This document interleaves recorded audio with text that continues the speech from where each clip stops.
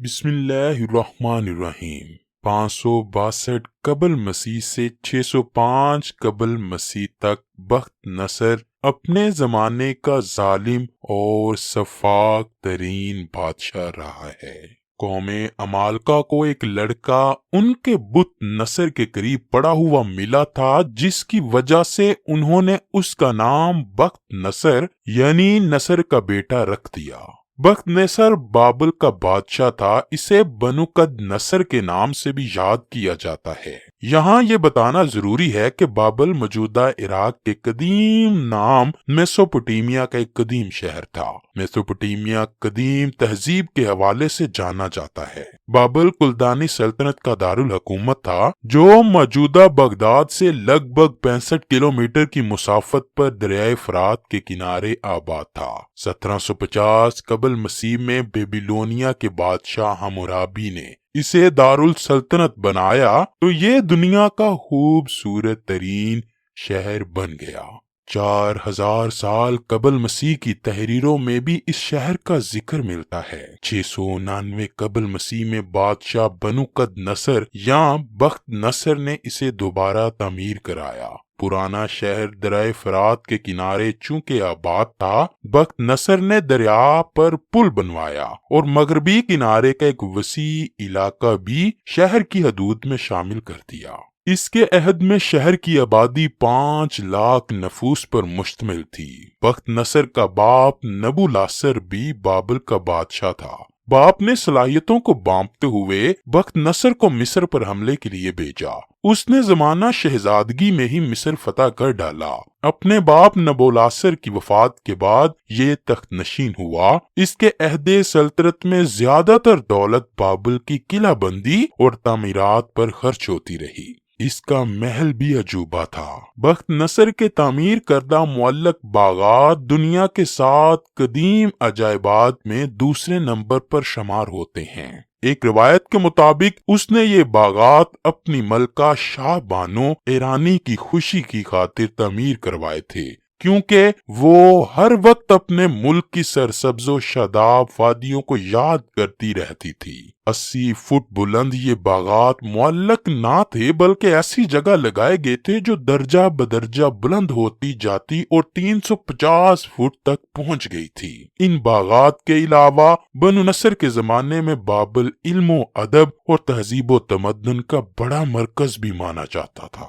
6 صدی عیسوی میں جب بنی اسرائیل کی بدعمالیاں بہت زیادہ عروج پر پہنچ گئیں تو ان پر خدا کی طرف سے یہ عذاب آیا کہ بخت نصر نے بہت بڑی فوج کے ساتھ بیت المقدس پر حملہ کر دیا اور شہر کے 1 لاکھ باشندوں کو قتل کر ڈالا۔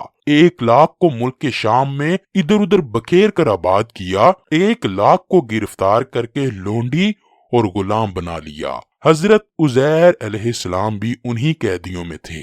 اس کے بعد بخت نصر نے پورے شہر بیت المقدس کو توڑ پھوڑ کر مسمار کر ڈالا اور بالکل ویران بنا دیا۔ کچھ دنوں کے بعد اللہ کے پیارے نبی حضرت عزیر علیہ السلام جب کسی طرح بخت نصر کی قید سے رہا ہوئے تو ایک گدھے پر سوار ہو کر اپنے شہر بیت المقدس داخل ہوئے۔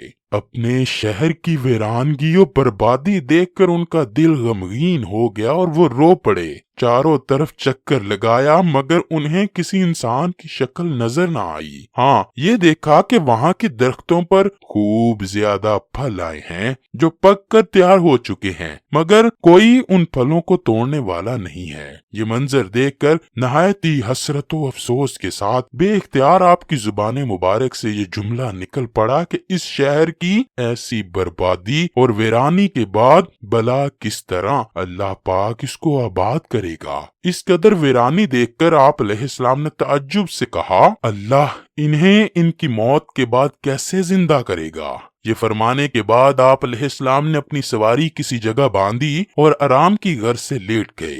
یہ صبح کا وقت تھا۔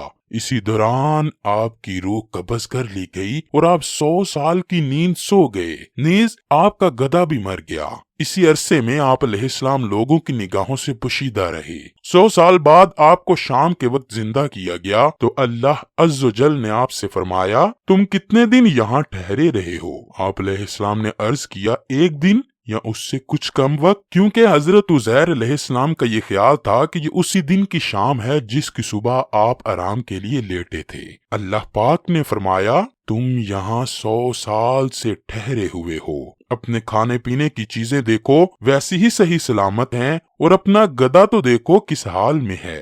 جب آپ علیہ السلام نے کھجوریں اور انگور کا رس دیکھا تو واقعی دونوں تر و تازہ تھیں اور ان میں کوئی فرق نہ پڑا تھا، جبکہ گدھا بالکل گل سڑ چکا تھا، اس کے اعضاء بھی بکھر گئے تھے، صرف سفید ہڈیاں نظر آ رہی تھیں۔ دیکھتے ہی دیکھتے گدھے کے اعضاء جمع ہو کر آپس میں ملنے لگے، ہڈیوں پر گوشت اور کھال آ گئی اور گدھا زندہ ہو کر آوازیں نکالنے لگا۔ قدرت خداوندی کا یہ شاندار بے مثال نمونہ دیکھتے ہی حضرت عزیر علیہ السلام کی زبان پر جاری ہو گیا، میں خوب جانتا ہوں کہ اللہ ہر چیز پر قادر ہے۔ اس کے بعد حضرت عزیر علیہ السلام اس جگہ پہنچ گئے جہاں 100 برس پہلے آپ کا مکان تھا، لیکن وہاں آپ کو کسی نے نہ پہچانا اور نہ ہی آپ نے کسی کو پہچانا۔ ہاں، البتہ یہ دیکھا کہ ایک بہت ہی بوڑھی اور اپاہج عورت مکان کے پاس بیٹھی ہے جس نے اپنے بچپن میں حضرت عزیر علیہ السلام کو دیکھا تھا۔